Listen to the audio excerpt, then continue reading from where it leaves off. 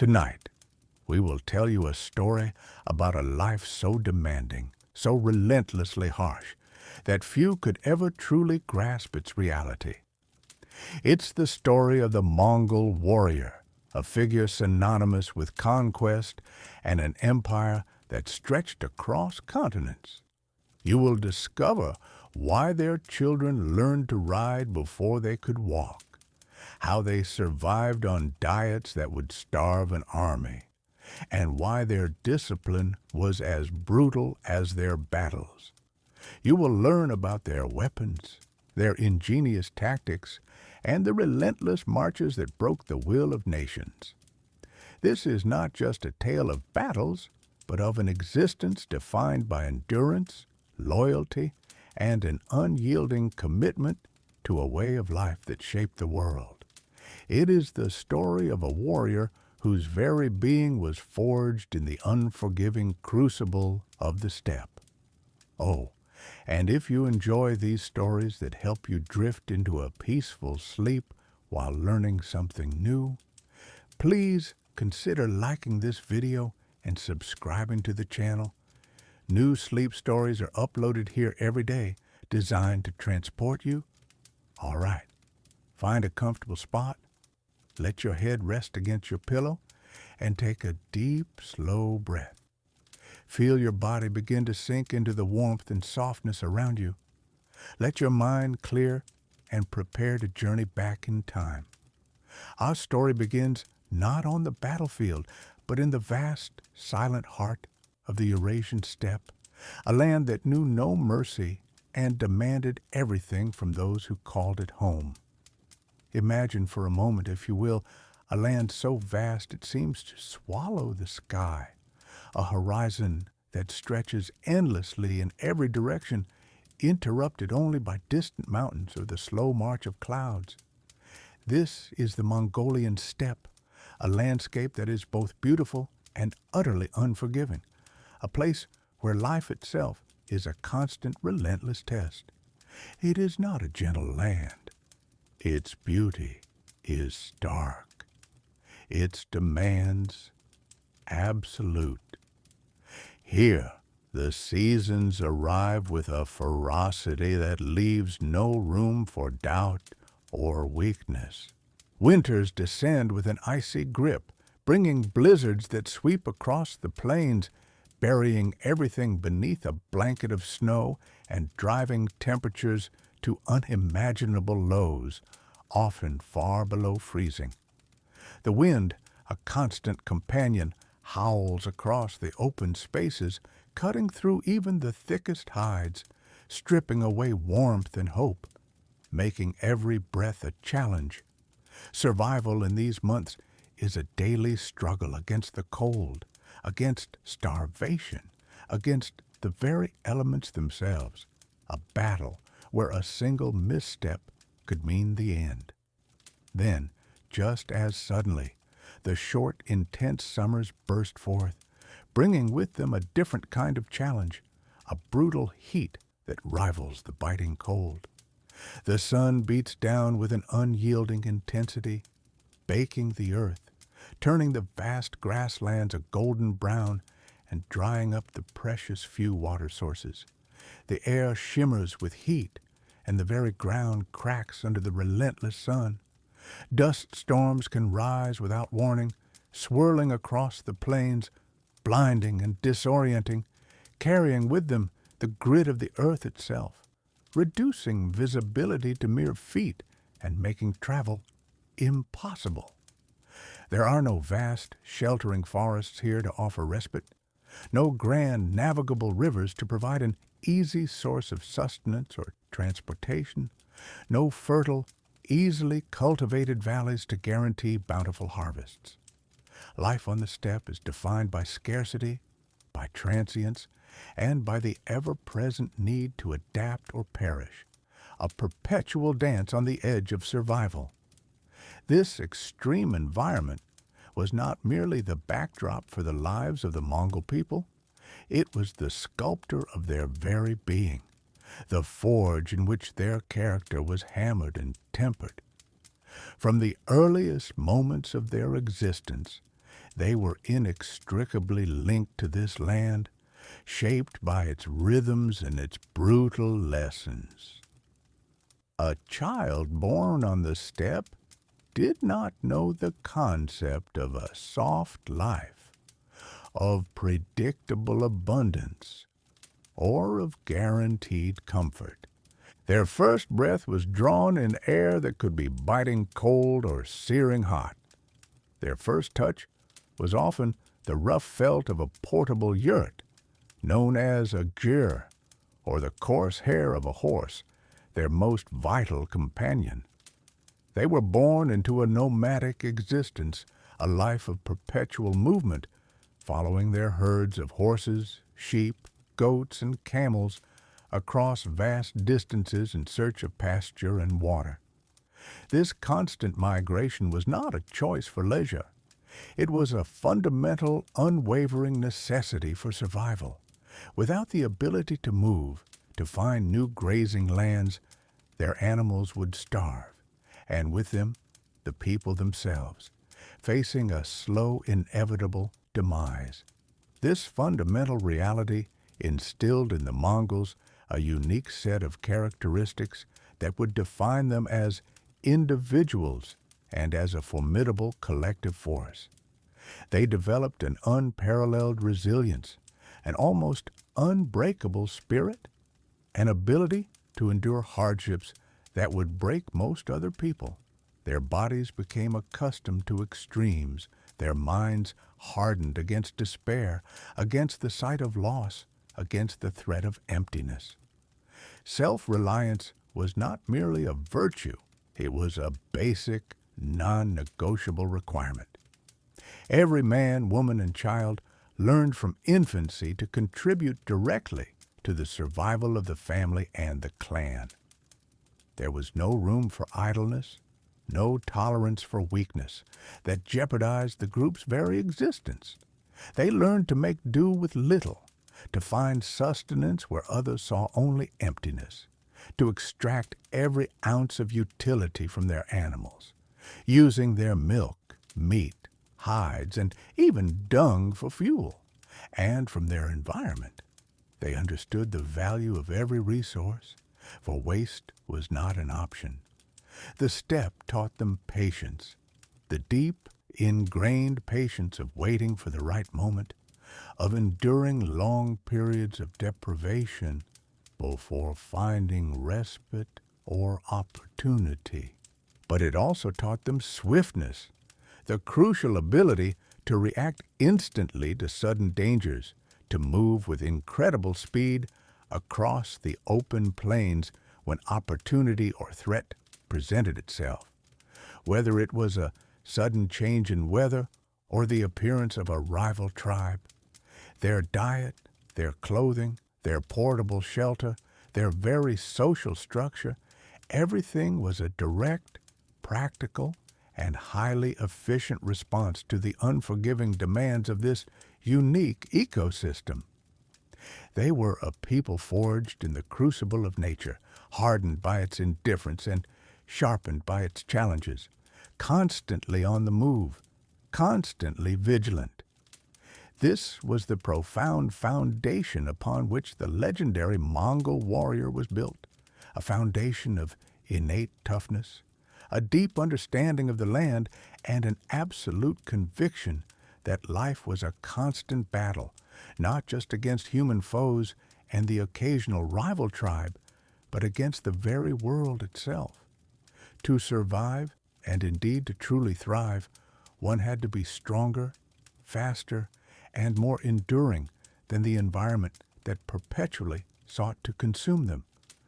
This relentless shaping began not in formal military training camps, but in the most intimate setting, in the cradle, under the vast, indifferent, yet ever-present sky of the steppe, long before a weapon was ever placed in their hands. It was a silent, unyielding education in the art of survival, a lesson learned with every breath and every step across their homeland. The very air you breathed on the steppe, from the moment you drew your first breath, was a lesson in hardship. It was not a place for weakness, and so, childhood as we understand it, a time of gentle learning and protected growth, simply did not exist for a Mongol child. From the tenderest age, often before they could even walk steadily, children were introduced to the life that would define them. You would learn to ride almost before you learned to stand.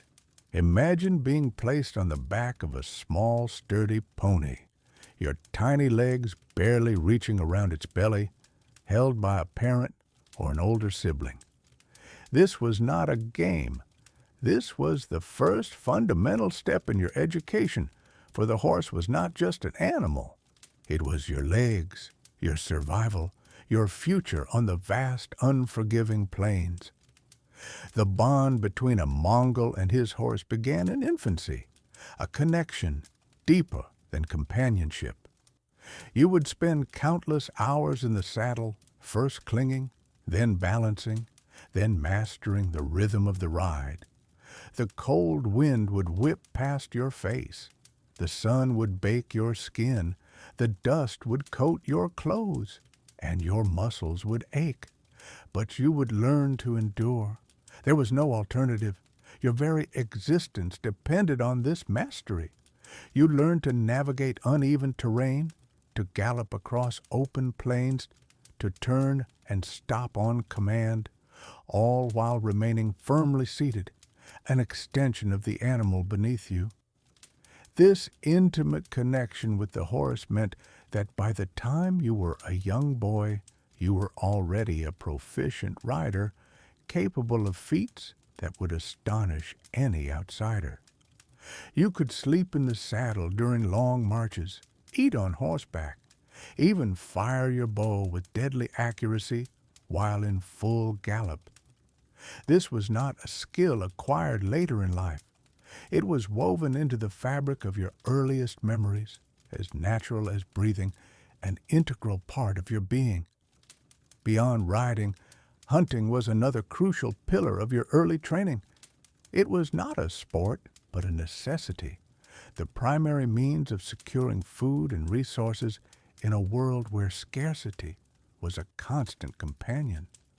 From the age of perhaps 3 or 4, you would learn to track animals, to understand their habits, to move silently through the landscape. Your first weapon might be a small bow, handcrafted to fit your size, with arrows tipped not with metal, but with blunt wood or bone, designed to stun small game like marmots or birds. Older children and adults would teach you to stalk, to set traps, to identify edible plants and scarce water sources. You would participate in small hunting parties, learning the coordination and discipline necessary for a successful hunt. This involved patience, observation, and a keen understanding of the natural world. The skills you honed in hunting were directly transferable to warfare, stealth, precision, teamwork, and the ability to exploit the environment to your advantage. Every successful hunt was a profound lesson in self-reliance and contribution to the tribe's survival. Endurance was not taught through formal lessons, but through the relentless demands of daily life. The Mongolian climate is one of extremes, with scorching summers and brutally cold winters. You would learn to withstand biting winds that seemed to strip the warmth from your bones and to push through the fatigue of long journeys. There were no soft beds or warm houses waiting for you at the end of a day. Your home was a ger, a portable felt dwelling, which, while offering shelter, still exposed you to the harsh realities of the elements. You would experience hunger and thirst, not as occasional discomforts, but as familiar sensations. Meals were often sparse, consisting of whatever could be found or hunted. You learned to make do with little, to conserve energy, to find warmth in the huddle of your family, or the warmth of animal hides. This constant exposure to physical hardship forged an unparalleled resilience. Your body became accustomed to deprivation, your mind to perseverance. You understood that complaining was futile, that survival depended on your ability to adapt and endure, no matter the circumstances. This stoicism, born of necessity, would serve you well in the unforgiving world of a Mongol warrior, where campaigns could last for months or even years, far from any comfort or succor. The concept of a soft childhood was alien. Every activity, every chore, every journey was a form of training. You learned to be independent, to rely on your own abilities, and to contribute to the collective effort of the family and the tribe. There was no room for idleness or weakness. If you could not ride, you could not move with the herd. If you could not hunt, you could not feed yourself. If you could not endure, you would not survive the next winter or the next long march. This rigorous upbringing instilled a deep sense of discipline and responsibility. You were not just a child. You were a future warrior, a future provider, a future protector of your people. The harshness of the steppe was your greatest teacher, molding your body and spirit from the very beginning. The lessons were etched into your bones, preparing you for a life of constant movement, ceaseless struggle, and unparalleled conquest. You were, in essence, a warrior in training from the moment you could toddle, a product of the land that demanded strength, cunning, and an unbreakable will to survive. This relentless preparation was the foundation upon which the might of the Mongol Empire would be built. From your earliest childhood, long before you were aware of the world around you, your body was learning to live in motion. Barely having learned to walk, you were already learning to stay in the saddle. And this was not just a skill. It was your second birth. For a nomad, whose life belonged entirely to the endless steppe, the horse was not just an animal, not just a means of transport. It was an extension of your body, your partner in the hunt, your savior in times of trouble, your only reliable companion in a world where a man without a horse was nothing. Your legs, still just a child's, grew accustomed to the stirrups before they knew solid ground, gaining a balance and stability that another person might not achieve even in old age. You learned to feel every movement of the horse, to breathe in unison with it, to understand its mood from the slightest twitch of its ears or the change in the tenor of its snort. This was not learning from books or instructions. It was a fusion, an intuitive understanding absorbed with your mother's milk. You could sleep in the saddle while the horse followed a set route. You could eat, draw a bowstring, and fight without taking your eyes off the horizon. You didn't need reins to control it. A light press of your knee, a barely perceptible shift of your body, was enough to direct your steed, to make it stop instantly from a full gallop or to turn sharply. You could stand on the back of a horse, galloping at full speed to get a better view of the battlefield or to release an arrow with greater force.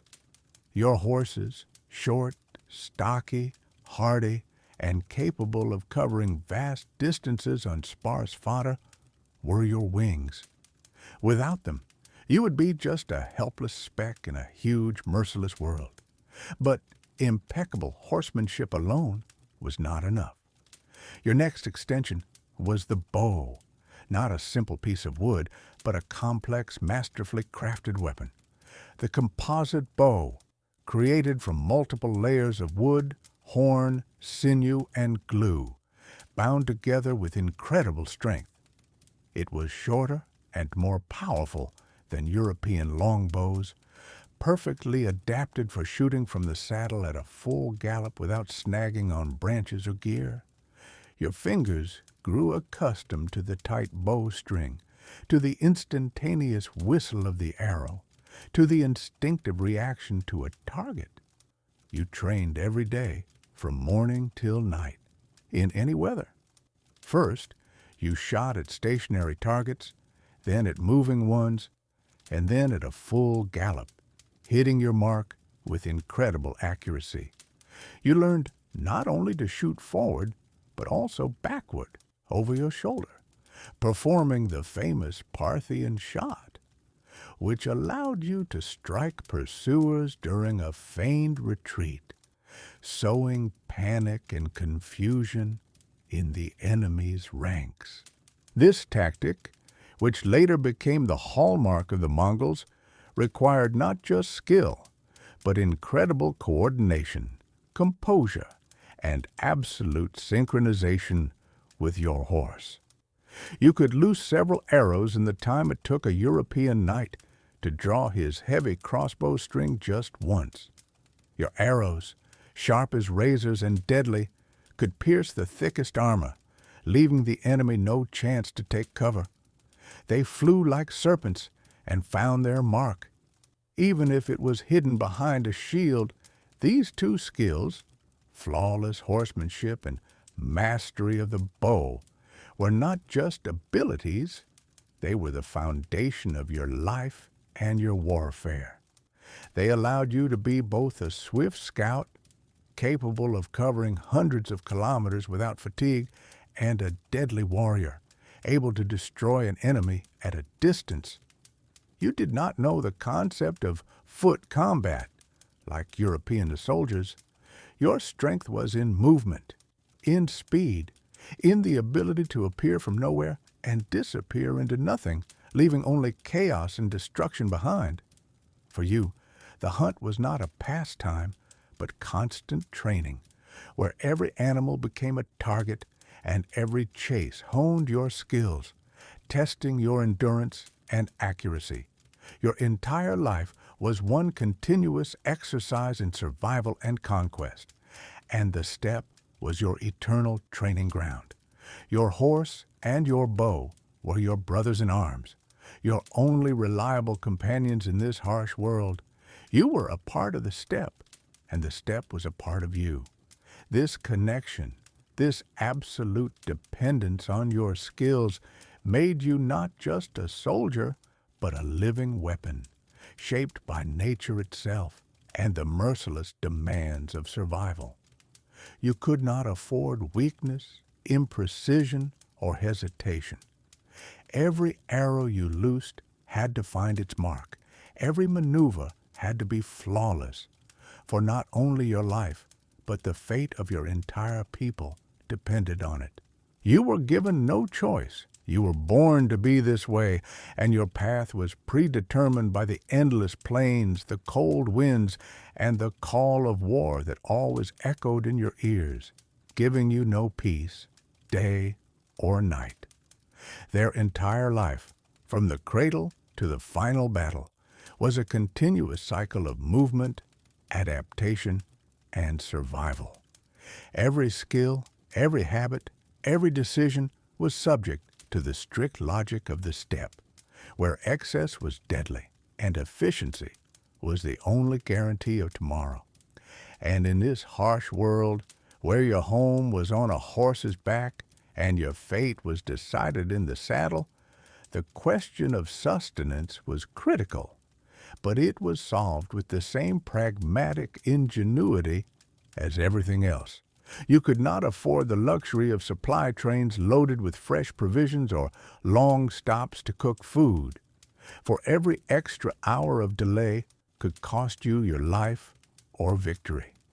Your food was as much a part of your equipment as your composite bow or your trusty horse. Compact, high-calorie, able to provide energy in the most unfavorable conditions and consumed on the move. The staple of a Mongol warrior's diet, especially on long campaigns, was meat, but not in the form familiar to settled peoples. It was boards, meat, usually beef or mutton, but also horse meat on the steppe, dried to a stone-like hardness and defatted. The preparation was simple, but required time and patience. Fresh meat was cut into thin strips. All fat was meticulously removed to prevent spoilage, and then it was hung in the sun and wind to dry completely. The resulting, almost weightless pieces were then ground into a powder or pressed into compact, flat cakes the size of a palm, which were packed into leather pouches. A single slab of boards might weigh no more than a kilogram, yet it contained the concentrated energy and nutrients of several kilograms of fresh meat. It could be stored for months without spoiling, withstanding any changes in temperature or humidity. To eat it, a warrior could simply break off a small piece and chew it for a long time, gradually releasing its flavor and nutrients. In more favorable conditions, if a fire could be made and water found, bortz was thrown into boiling water, and in minutes it produced a rich, hearty broth, capable of quickly restoring strength and warming you on a cold night. This food was devoid of any delicacies, but it provided exactly what was needed for continuous movement and fierce battles. Maximum calories and protein with minimal weight and volume. The second, no less important and sometimes more significant pillar of their survival was kumis, fermented mare's milk. This drink, which you might know as slightly sour, carbonated, and very refreshing, was not just a beverage for the Mongols, but a complete source of nutrition. It was made by churning fresh mare's milk in large leather bags, often tied to a horse's saddle. The constant jostling during the ride facilitated the natural fermentation process, turning the milk into a mildly alcoholic, nutritious drink rich in B vitamins, calcium, and probiotics. Kumis was ideal for a life on the move. It could be drunk right on horseback, required no additional preparation, quenched thirst, provided the body with essential nutrients, and even dulled the sensation of hunger. It was a symbol of their culture, their inseparable bond with the horses that gave them not only incredible speed and mobility, but also a constant source of sustenance. The ability to survive on minimal supplies and in conditions of extreme need was not just a skill, but an art perfected. A Mongol warrior could go for several days without a proper hot meal, living on the energy stored from previous meals and on their reserves of bortz and kumis. If supplies ran low and hunting was impossible or too risky, the most extreme but astonishingly effective method was employed, one that would shock any European: the blood of their own horses. No, this did not mean killing the animals so prized by every warrior. The Mongols knew how to make a small, almost imperceptible incision in a vein on the horse's neck, let a little blood into a cup, drink it, and then skillfully stop the bleeding without causing serious harm or weakening the animal. This was an emergency, but incredibly valuable source of iron, protein, and other vital elements, allowing them to extend their life and maintain combat readiness in the complete absence of other resources. This method was rare, used only in the most critical situations when the survival of an entire unit was at stake, but it underscored how deeply their existence and survival were intertwined with their animals, and how far they were willing to go to achieve their goal. Water sources were also a constant problem in the vast steppes and deserts the Mongols crossed during their campaigns. The steppe was not abundant with full-flowing rivers and lakes.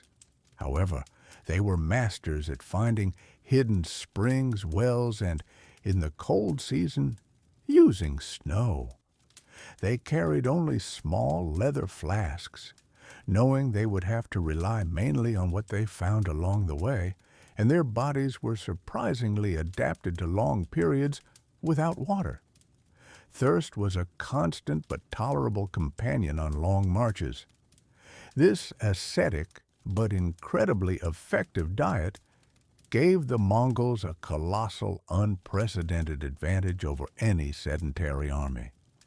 While European or Chinese forces trudged along with huge supply trains, needing regular supplies, fodder for horses, constant water sources, and long stops to set up camp and cook, the Mongols could cover hundreds of kilometers in a few days, moving at a speed no one could imagine.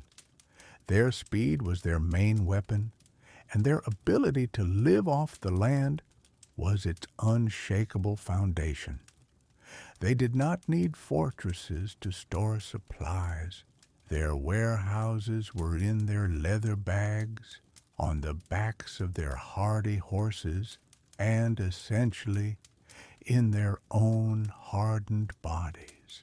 It was precisely this diet, this ability to eat on the move, that allowed Mongol warriors to maintain a pace that seemed unimaginable to any other army, unthinkable for civilized states accustomed to complex logistics and long halts. You must understand that their campaigns were not ordinary marches with columns slowly winding along roads. They were true sprints, covering hundreds of kilometers in a week and thousands in a month, crossing deserts, mountains, and endless steppes. European armies, burdened by heavy supply trains, slow-moving infantry, and a cumbersome supply system, moved at a speed rarely exceeding 10 to 15 kilometers a day, sometimes stopping for entire days to rest and regroup. The Mongols, however, could cover 4 or even 5 times that distance, maintaining this pace for weeks and months. This incredible speed and endurance were achieved not only through light equipment and compact food, but also through a unique system of using horses. Each warrior had several horses with him, usually from 2 to 5, but sometimes up to 10, especially if a particularly long or difficult campaign lay ahead. This was not a luxury or a sign of wealth. It was an absolute necessity, the cornerstone of their mobility. While one horse carried the rider and his gear, the others, unsaddled, walked alongside on a lead, resting, nibbling grass on the move, and regaining their strength. When one horse began to tire, the warrior, without slowing down, would simply switch to a fresh one, transferring the saddle and bridle in a matter of seconds. This allowed them to move almost without stopping, changing horses on the go, without losing a single precious moment. Imagine this scene. You are racing across the endless steppe, through wind and dust, and around you race tens, hundreds, thousands of other riders, none showing fatigue, merely changing mounts, continuing their relentless journey. They did not set up a full camp every night as other armies did, pitching tents and lighting fires. Often, Mongol warriors slept right in the saddle while their hardy horses continued to move, guided by instinct and direction. Sleep was short, intermittent, and shallow, but it was enough to maintain the body's viability and the mind's sharpness. If a stop was absolutely necessary, it lasted only a few hours, just enough to give the horses and men a short but full rest, and then the movement resumed with the same determination. This required inhuman endurance, a constant strain of all forces. Your body had to be ready for constant muscle tension, for the piercing cold of the night that chilled to the bone, for the scorching sun of the day that dried the skin, for the ubiquitous dust that clogged your nostrils and eyes, for the complete absence of familiar comfort and hygiene. Warriors carried only the bare essentials. Every gram of equipment was carefully considered. No extra items, no cumbersome supply wagons with provisions or personal belongings that could slow their advance. They trusted their ability to find food on the land, be it game that could be quickly run down and prepared or edible plants. But primarily, they relied on their small but high-calorie reserves of borts and kumis. If, during long marches or a siege, an extreme need arose, they could survive for several days, even weeks, by feeding on the blood of their horses. This was done by making an incision in a vein on the animal's neck and drinking a small amount of blood mixed with kumis, so as not to cause serious harm to the mount. For the horse was not just an animal to them, but essentially a comrade in arms, a source of life. This was not a delicacy. It was a harsh and pragmatic matter of survival in conditions where any other people would have simply perished from hunger and exhaustion. Such marches were not just a physical test at the limit of human capabilities. They were a powerful psychological pressure. You were constantly on the move, in a state of full combat readiness, awaiting the next turn of fate, the next battle, the next trial. The lack of regular full sleep, the constant cold or debilitating heat, the monotony of the endless steppe landscape, sometimes weeks without fresh food or normal water, all this placed a heavy, almost unbearable burden on the psyche. But Mongol warriors were raised in such harsh conditions from childhood, from the moment they were first placed on a horse. For them, this was not an exception. It was the norm, a natural extension of their existence on the steppe.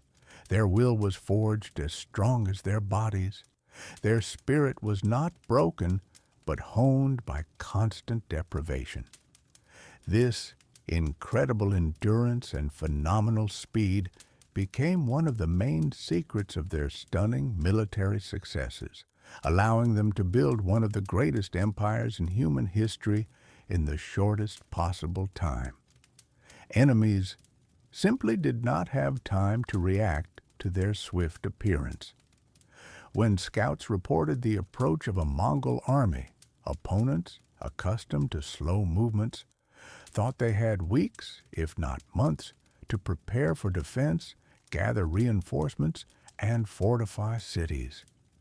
But within a few days, or even hours, the Mongols would appear on the horizon like ghosts, having traveled hundreds of kilometers without visible effort, bypassing fortifications, appearing where they were least expected. This sowed panic, broke the morale of the defenders, and made any, even the most carefully planned defense, virtually meaningless. Cities did not have time to be fortified, armies did not have time to assemble, and allies did not have time to come to the rescue, often not even knowing that their neighbors were already under attack. The Mongols were always where they were not expected, and in such numbers as could not be imagined. They did not just move fast, they moved in a way that time itself seemed to bend to their will, twisting under their relentless onslaught. Their advance was like a natural disaster, a hurricane or an earthquake, where you see its approach, feel its power, but can do nothing to stop it. And every warrior, from the simple rider to the two-man commander of 10,000, was part of this inexorable living stream that swept away everything in its path, leaving only destruction and ashes behind. This ability for long, grueling marches, for a life in constant motion, was not just a tactic or a military technique. It was their very philosophy of war, the essence of their existence, to give the enemy no respite, no chance to gather strength, to constantly keep them in suspense, to exhaust them until they broke. And it worked with stunning effectiveness. The conquest of vast territories, stretching from the endless steppes of East Asia to the fertile plains of Eastern Europe, was made possible only by this phenomenal mobility, this combination of human and animal endurance. You must understand that every step, every kilometer covered by these warriors was proof of their iron will, their indomitable spirit, and their unprecedented physical training. It was a constant trial that they passed day after day, year after year, until their very existence became synonymous with indefatigability and ruthless efficiency. They knew no comfort, they sought no rest. They were made for movement, for war, for the endless path that led them to new victories, new lands, new conquests, and new glory. But speed and endurance, remarkable as they were, could only carry an army so far. The true foundation of Mongol power, the unseen force that bound every warrior from the lowliest foot soldier to the mightiest general, was an ironclad system of military discipline and organization. You would have found yourself part of a structure so rigid, so absolute in its demands, that it left no room for individual will or hesitation on the battlefield. This was not a system born of abstract theory, but forged in the crucible of steppe life, where survival depended on absolute obedience to the Khan and to your immediate commander. It was a discipline that penetrated every aspect of your existence, from the moment you woke to the cold bite of the morning air, to the silent, disciplined march across endless plains, where every movement was precise. Every Mongol warrior belonged to an arban, a unit of 10 men. 10 arbans formed a jaghun, 100 men. 10 jaghuns became a mingan, 1,000, and 10 mingans comprised a tumen, a unit of 10,000, the largest operational formation. This decimal system was simple yet incredibly effective, allowing for clear lines of command and rapid communication across vast distances. Each leader, from the arban commander up to the tumen general, was personally responsible for the performance and conduct of his unit. Failure at any level, even a minor lapse in judgment or execution, meant immediate and often fatal consequences for the leader. The weight of this responsibility ensured meticulous attention to detail and unwavering resolve, truly turning commanders into extensions of the Khagan's will. For you, as a warrior, this meant your life was inextricably linked to the men around you. If one man in an arban deserted or fled from battle, the entire arban could face collective punishment, often execution. Imagine the chilling sight of 10 men facing their end, not for their own direct transgression, but for the failure of one among them. If 10 men fled, the jaghun would be punished. This brutal policy ensured that every warrior held his comrades accountable, not out of comradeship alone, but out of a stark, existential fear for their own lives and the lives of those they fought alongside. There was no individual retreat, no personal cowardice allowed. You fought as one, or you perished as one.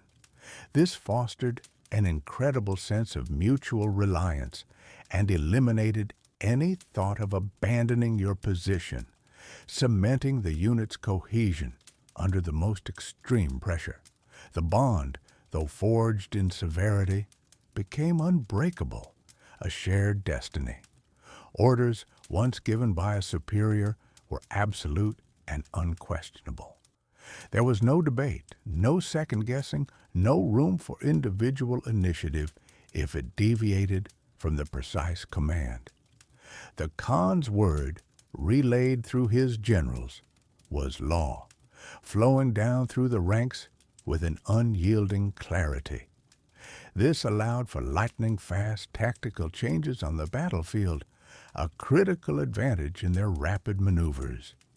If a feigned retreat was ordered, every warrior knew to turn and flee convincingly, even if it meant exposing themselves to apparent danger, trusting implicitly that the signal for the counterattack would come, and knowing that deviation meant death.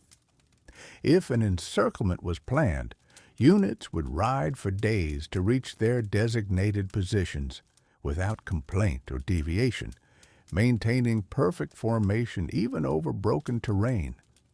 This level of synchronized movement, unseen in other armies of the time, was a direct result of their unflinching discipline and the absolute trust, born of fear and practice, in their command structure.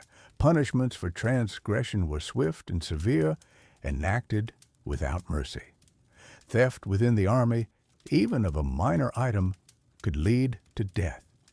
Cowardice in battle, desertion, or failing to come to the aid of a comrade when able were all capital offenses. There were no prisons in the Mongol army.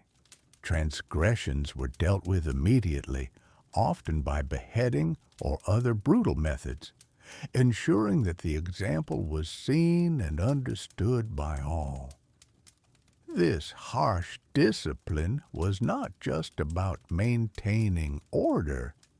It was about forging an unstoppable fighting force, a weapon of conquest.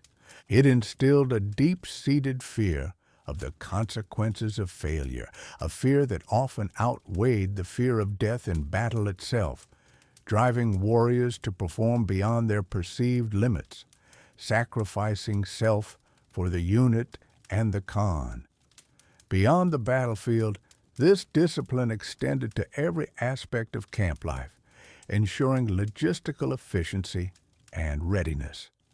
Every warrior was expected to maintain his equipment in pristine condition, care for his several horses meticulously, and follow camp routines without question. Cleanliness was enforced to prevent disease, as was the proper handling of provisions. Waste was not tolerated, and resourcefulness was demanded, especially during long campaigns far from home. This unwavering discipline was the bedrock upon which the Mongols built their innovative and terrifying art of war, a set of strategies that demanded not only immense physical endurance, but also profound mental agility and constant vigilance from every warrior. Their methods were not merely about overwhelming force. They were about deception, psychological manipulation, and the precise execution of complex maneuvers that often lured enemies into fatal traps. One of their most infamous and effective tactics was the feigned retreat, also known as pretended flight. Imagine yourself on the battlefield, facing a seemingly disorganized withdrawal of Mongol cavalry. You would see their horsemen turn, appearing to flee in disarray, perhaps even dropping a few pieces of equipment to encourage pursuit. This was a deliberate and highly disciplined maneuver, practiced relentlessly from childhood. The intent was to break the enemy's formation, draw them out from defensive positions, and stretch their lines, making them vulnerable. A less disciplined army would have truly fragmented, but the Mongol units maintained their cohesion even in apparent flight. They would gallop away, seemingly in panic, only to suddenly pivot, often on command, and unleash a devastating volley of arrows or charge back into the now disordered pursuers. This required incredible control and trust within the ranks. A single warrior breaking formation too early or too late could jeopardize the entire operation. For you, as a Mongol warrior, participating in such a maneuver meant suppressing your natural instinct to truly flee, maintaining your spacing, and being ready to turn and fight at a moment's notice, even as your comrades seemed to be retreating alongside you. It was a test of nerve and absolute faith in your commanders. Complementing the feigned retreat was their mastery of encirclement, often executed using the tulugma, or horn formation. This tactic involved extended wings of cavalry sweeping around the flanks of an enemy force, much like the horns of a bull, to completely surround them. Once encircled, the enemy was subjected to a continuous barrage of arrows from all directions, gradually tightening the noose. There was no escape. Resistance meant annihilation. This was not a chaotic melee, but a coordinated dance of thousands of horsemen moving as one, each unit knowing its precise role in the grand design. Every warrior understood that their position and timing were crucial. A gap in the encirclement could allow the enemy to break free. You would be one of the many cogs in this vast moving machine, your eyes constantly scanning for signals, your horse responding to your slightest command, ensuring the ring remained unbroken. The psychological impact on the encircled enemy was immense. Surrounded, with no hope of reinforcement or retreat, their morale would often collapse before the final charge. Psychological warfare was as important as physical combat for the Mongols. They understood that fear could be a more potent weapon than any blade. Before an attack, they would often send envoys to demand surrender, detailing the gruesome fate of those who resisted and contrasting it with the relative leniency shown to those who submitted. This preemptive terror campaign often demoralized cities and armies before a single arrow was fired. Their reputation for ruthlessness preceded them, spreading tales of devastation and massacres which amplified the effect of their threats. To further enhance this, they employed various forms of deception. They would light numerous campfires at night, far more than their actual numbers, to exaggerate their strength. Dummies mounted on spare horses were sometimes used to create the illusion of larger cavalry forces. Drums and horns would be beaten and blown continuously, creating a cacophony of sound designed to intimidate and confuse the enemy, making them believe they faced an unstoppable horde. For you, as a Mongol warrior, this meant not just fighting, but participating in an elaborate psychological drama. You were an actor in a terrifying play, contributing to the illusion of overwhelming power, even when your forces might be stretched thin. You learned to read the enemy's fear, to recognize when their will to fight began to crack under the weight of their own terror and the relentless pressure of Mongol tactics. Their tactics were not static. They were remarkably adaptable. The Mongols did not adhere to a single battle plan, but modified their approach based on the terrain, the enemy's strengths and weaknesses, and the specific circumstances of each engagement. In dense forests or mountainous regions where cavalry maneuvers were restricted, they might dismount and fight as infantry or use small, agile units for skirmishes and ambushes. In open plains, their cavalry dominance was fully unleashed. They were masters of reconnaissance, always sending out scouting parties to gather intelligence on enemy positions, numbers, and dispositions. This information was crucial for planning their next move, ensuring that their chosen tactic would be effective. You would be expected to observe, to report, and to understand the nuances of the battlefield, adapting your own actions to the evolving situation. This constant need for improvisation and quick thinking meant that every campaign was a continuous learning experience, demanding mental acuity as much as physical prowess. The Mongol warrior was not just a fighter, but a strategist, albeit one whose individual strategic input was always channeled through the rigid hierarchy. The continuous application of these sophisticated and often deceptive tactics demanded an extraordinary level of vigilance and mental endurance from every Mongol warrior. You could never let your guard down. Every enemy movement, every feint, every perceived weakness had to be analyzed, and your response had to be immediate and precise. The line between a genuine retreat and a feigned one was razor thin, and misjudging it could lead to disaster for your unit. You lived in a state of heightened awareness, your senses sharpened by the constant threat of combat and the need to execute complex maneuvers flawlessly. This relentless mental strain, combined with the physical demands of constant campaigning, was a hallmark of the Mongol warrior's life. It was a life where complacency was fatal, and only the most alert and disciplined survived to fight another day. Your mind was as much a weapon as your bow or sword, constantly processing information, anticipating enemy moves, and preparing for the next command. This was the true art of Mongol warfare. Not just brute strength, but a terrifying combination of discipline, deception, and unwavering mental fortitude, forged in the crucible of endless conquest. But even the sharpest mind and the most disciplined will require the right tools.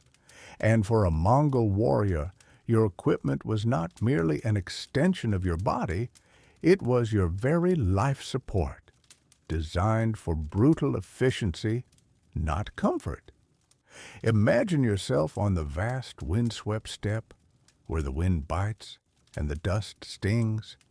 Every piece of gear you carried, every item lashed to your saddle, served a precise, vital function.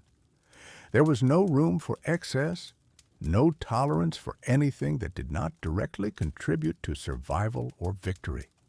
Your primary weapon, the iconic composite bow, was a marvel of nomadic engineering. Crafted from horn, wood, and sinew, it launched arrows with incredible force and accuracy, even from a galloping horse. It was compact, yet powerful, often requiring a significant draw.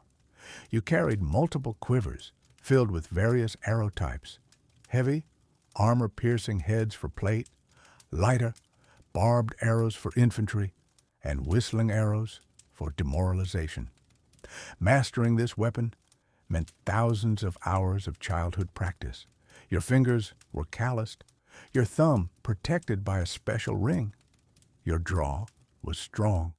For close quarters, you relied on your sabers and lances. The saber, a curved, single-edged sword, was perfect for slashing from horseback, its design leveraging the horse's momentum for devastating cuts. Lances, long and sturdy, were used in the initial charge, designed to break enemy formations and create chaos. These were practical, hardened tools, constantly sharpened and maintained. Your armor, typically lamellar, offered protection without sacrificing mobility. Made from overlapping plates of hardened leather or small metal scales laced together, It protected your torso and limbs while remaining flexible for riding and fighting. Helmets, often conical with neck guards, offered crucial head protection. Lighter than European plate, it emphasized speed and endurance. You lived in it for weeks. Understanding its condition directly impacted your survival. But perhaps the most vital equipment were your horses. A Mongol warrior without his remounts was vulnerable. You cared for them as you cared for your weapons, for they were your speed, your life, and the very soul of your way of war. Your path as a Mongol warrior was not merely a test of physical endurance or martial skill. It was a profound trial of your mind, a constant crucible that tempered your spirit. From the moment you drew your first breath on the steppe, your world was defined by struggle, the relentless demands of survival, and ultimately, the ruthless pursuit of conquest. It was not a life that offered peace or repose. It was an existence perpetually balanced on the edge of battle, demanding a mental fortitude that few outside your culture could ever comprehend. You learned early that sentiment was a luxury you could not afford. The vastness of the steppe, the harshness of the winters, the scarcity of resources, all of it forged a pragmatism that extended to every facet of life, especially war. When you faced an enemy, you saw not just another human being, but an obstacle to be overcome, a threat to your people, or a resource to be absorbed. This perspective, honed by generations of nomadic life, meant that ruthlessness was not a choice, but a necessity, a tool of survival as vital as your bow or your horse. You fought not for abstract glory, but for tangible results: land, resources, security for your family and clan, and the expansion of the Khan's domain across vast, unfamiliar territories. Every decision, every action was filtered through this lens of pragmatic survival and strategic advantage, stripping away any emotional baggage that might impede your effectiveness. The constant threat of death was your shadow. Every raid, every campaign, every skirmish carried the very real possibility of your last breath. You saw comrades fall, often brutally, with no ceremony or prolonged mourning. There was no time for elaborate rituals. The army moved on, and you moved with it, carrying the memory of the fallen not as a burden, but as a silent reminder of your own mortality and the urgency of your mission. This proximity to death cultivated a stark fatalism within you. You understood that fate was capricious, that a stray arrow, a sudden ambush, or a moment's misstep could end your life in an instant. This acceptance, however, did not breed despair, but instead a fierce, almost detached courage that allowed you to face overwhelming odds without flinching. You fought not because you believed you were invincible, but because the alternative, cowardice, failing to protect your kin, or bringing shame upon your unit, was far worse than death itself. Your honor, your family's honor, and the collective honor of your unit depended on your unwavering resolve and your unblinking gaze, even in the face of certain doom. The psychological landscape of the Mongol warrior was also shaped by the absolute obedience demanded by your leaders. From the smallest 10-man unit to the mighty 10,000-strong Tumen, the chain of command was ironclad and unquestionable. Disobedience was met with swift and brutal punishment, not just for the individual who dared to defy, but often for the entire unit, reinforcing the unbreakable bond of collective responsibility.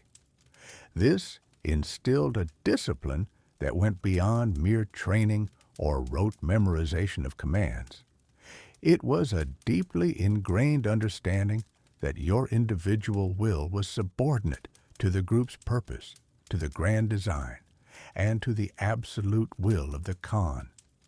This total submission was not perceived as weakness, but as a profound source of immense collective strength, enabling perfectly coordinated movements, the execution of complex strategies, and the creation of an unstoppable momentum that crushed even numerically superior forces. You learned to suppress personal doubt, to silence the whispers of fear, and to push past the gnawing ache of fatigue, replacing them with an unwavering focus on the task at hand. Your mind, like your body, became a weapon, sharp, precise, and as unyielding as the cold steel of your masterfully crafted saber.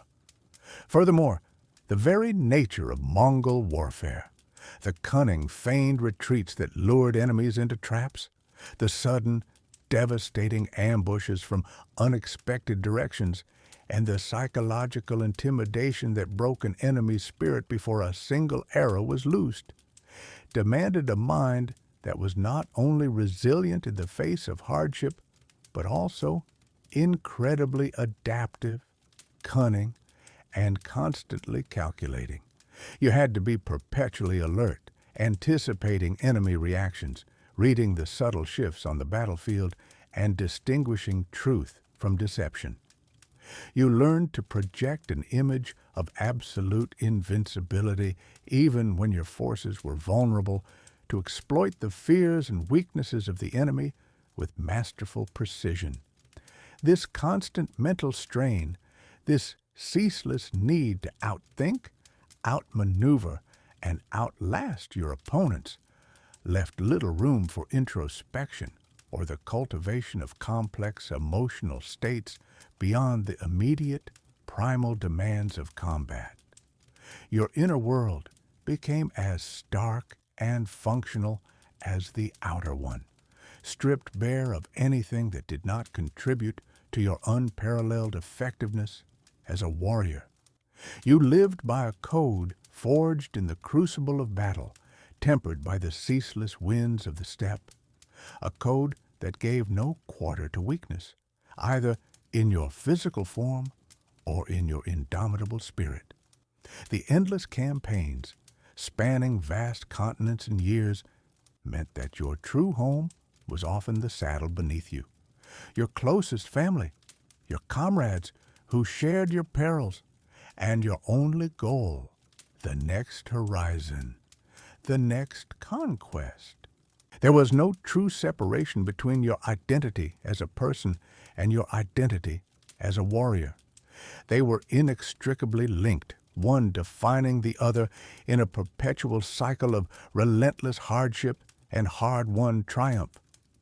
This constant state of readiness, this perpetual vigilance, became your normal mode of being. Your senses were always sharp, your mind always calculating, meticulously preparing for the next challenge, the next confrontation. You learned to read the land, the shifting weather, the subtle signs of enemy movement with an almost instinctual understanding, a sixth sense honed by a lifetime on the edge of survival. It was not a life for the faint of heart, nor for those who sought comfort or conventional personal fulfillment. It was a life of absolute unbending devotion to a cause greater than yourself, a cause that demanded everything you had, body and soul, until your very last breath. For a Mongol warrior, the idea of a gentle retirement was almost alien, a concept that simply did not exist within their world. Their service was not a temporary phase, concluded after a certain number of campaigns or a specific age. It was a lifelong commitment, an unyielding duty that began in childhood and ended only with death. You were born into this life, and you would die in it, whether on the battlefield, in the saddle, or at the side of your yurt, still prepared for the next call. Loyalty to the Khagan, the Great Khan, was not merely a political allegiance, it was a sacred bond, an unbreakable vow that permeated every aspect of existence. This loyalty transcended personal desires, family ties, and even self-preservation. The Kagan was the embodiment of the sky god, Tengri on earth, and his word was absolute law, his vision the ultimate destiny of the Mongol people. To question him, to defy him, or to shirk your duty to him was an unthinkable transgression, punishable by the most severe means, often extending to your entire family. You were a cog in a vast, efficient machine, and the machine demanded your unwavering dedication until your last breath. Even when not actively engaged in a grand military campaign, a warrior's life was far from peaceful or idle. There was no comfortable hearth to simply rest by, no quiet village life to retreat into. Instead, there was constant readiness. You were expected to maintain your physical prowess, hone your skills in horsemanship and archery, and ensure your equipment was always in perfect order. Your horse, your bow, your quiver, your sword. These were extensions of your being, and their upkeep was a continuous, meticulous task. Patrols needed to be ridden, borders secured, and new territories integrated into the vast empire. The training of younger generations was also a crucial duty. Experienced warriors passed down the brutal lessons of survival and conquest to their sons and daughters, ensuring the continuity of their formidable military tradition. Every boy was a warrior in training, every girl a future supporter of the warrior class, ready to manage the camp, tend to the livestock, and maintain the supplies necessary for the endless campaigns. The concept of peace for the Mongols was often merely a temporary lull, a period of regrouping and preparation before the next wave of expansion. It was a time to consolidate gains, to replenish resources, and to scout new lands for future conquests.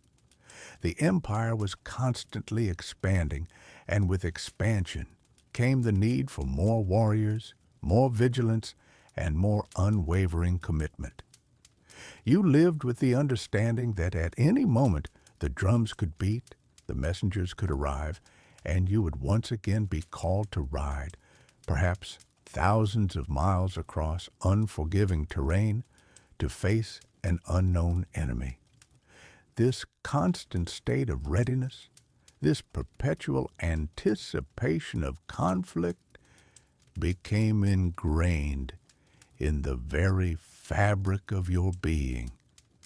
It shaped your thoughts, your dreams, and your interactions.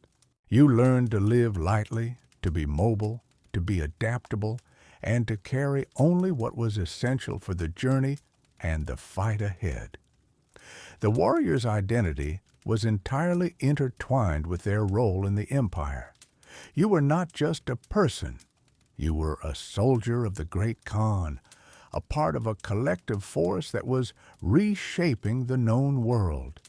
Your personal ambitions, if any existed beyond the glory of the empire, were secondary to this overarching purpose. Your worth was measured by your effectiveness in battle, your loyalty to your commander, and your contribution to the collective victory.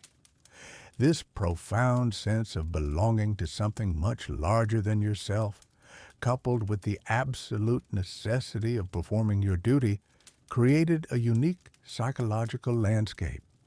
There was little room for individual introspection or existential doubt. The path was clear, dictated by tradition, by leadership, and by the relentless pursuit of conquest.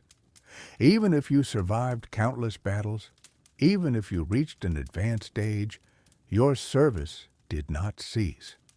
An older warrior might no longer ride at the vanguard of a charge, but they would still contribute with their wisdom, their experience, and their unwavering spirit. They might serve as strategists, as trainers, or as overseers of the vast supply lines that stretched across the empire. The expectation was that you would continue to contribute in whatever capacity you were able, until your last breath. The very structure of Mongol society was built around this principle of continuous service and collective effort. Every individual, from the humblest herdsman to the most fearsome general, played a vital role in the functioning and expansion of the empire. Your life was a testament to the Khagan's will and the Mongol destiny. The ultimate goal of this relentless existence was not personal wealth, though spoils of war were distributed, nor was it individual comfort. It was the expansion and glory of the Mongol Empire, the fulfillment of the Khagan's divine mandate to conquer and unite all under the eternal blue sky. You were a part of a historical force, a living embodiment of an unstoppable tide. This overarching purpose gave meaning to the endless training, the brutal marches, the terrifying battles, and the constant vigilance. It was a life of hardship, of sacrifice, and of omnipresent danger, but it was also a life imbued with a singular, powerful purpose. You were a warrior, a servant of the Khagan, and your legacy would be etched not in stone, but in the vast, conquered lands and the enduring memory of an empire built on relentless will and unyielding dedication, a dedication that knew no end until the very end of your days.